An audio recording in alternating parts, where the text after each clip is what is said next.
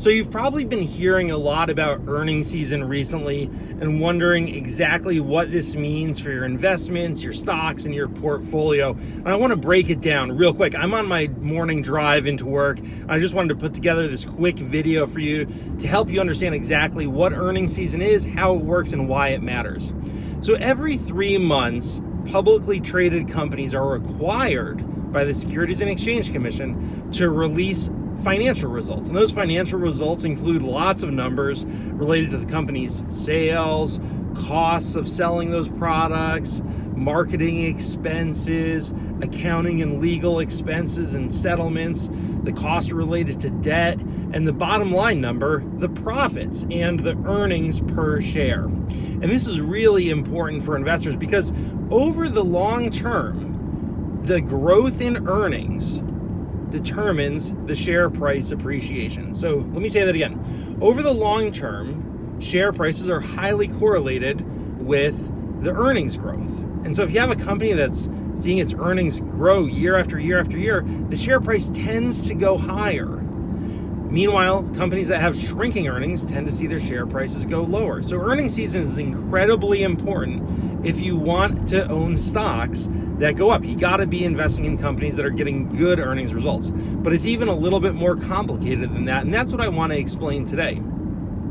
You see, with earnings, there are really a few key numbers that you got to understand. First of all, companies give what's called earnings guidance, where they'll issue a press release and tell investors and Wall Street analysts what they're expecting to earn in the coming quarter or the coming year. And this earnings guidance is really important because it, as the name suggests, it guides Wall Street's analysts in terms of coming up with their own numbers of what they think the company is going to do. So earnings guidance is important to start with. Secondly, though, we have this group of sell-side analysts who work at the big Wall Street firms. And these firms include, Goldman Sachs, Wells Fargo, Bank of America, Merrill Lynch. The list goes on and on. Okay, so we have, all these analysts. And so for many publicly traded companies, there might be 20 or 30 different analysts who are actually following the company. And they're each going to come up with their own analyst estimate, their own estimate for the sales and earnings of the company in the coming quarters and the coming year. And these numbers are really important. You've probably heard of Wall Street's consensus estimate. Well, that's the average result of all of those analysts together. It comes up with the consensus estimate.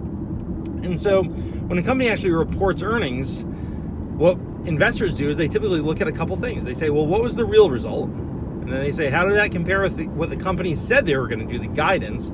And how did it compare with Wall Street's expectations? Okay. And that third one is perhaps the most important because a lot of investors, individual investors, hedge funds, sovereign wealth funds, mutual funds, pension funds, they depend on these analysts and their estimates to make their investment decisions. And so if a company exceeds those expectations, the share price tends to do pretty well.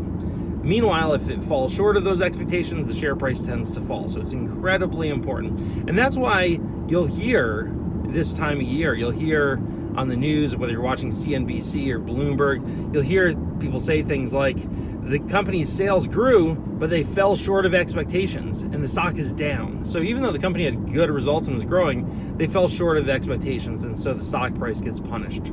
So again, right now is an incredibly busy time of the year. We have companies reporting earnings every single day. It's important for you to understand which companies in your portfolio are reporting earnings on which day. It's good to track how those companies are performing relative to their peers and relative to the expectations and relative to their own guidance.